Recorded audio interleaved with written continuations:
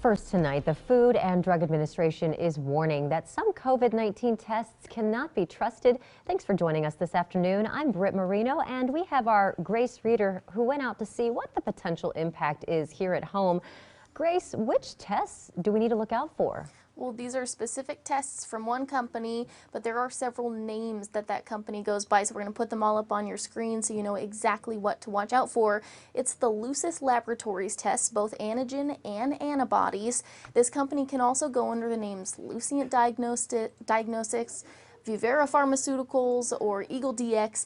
The FDA believes these have been sent nationwide for use in laboratories and for at-home testing as well. So if you order any of those tests, the FDA says those are no good. They believe the tests are producing false results, both false negative and false positive. Oh no, that's bombshell news. So what should people do? How can they avoid getting these faulty tests? Well, the good news here at home is that I reached out to a bunch of testing sites today in Austin and did not find any that were using those specific tests. Austin Public Health confirmed they have never had those tests, so did private testing companies like Curative. But when you're ordering tests for use at home, it's important to make sure that you're using an FDA-approved test. There is a list of those, and I have the link to it under this story at kxan.com. You know, we've heard so many stories of people testing at home and saying they come up negative or they come up positive, and it just doesn't feel right. You know, a lot of people are emailing and saying, can we test for Omicron with those at-home tests? Are they even accurate? Do you want to weigh in on that? Well, yeah, that actually happened to me as well, Britt. That's happening all over. Health leaders have said the antigen tests do appear to be less reliable against Omicron,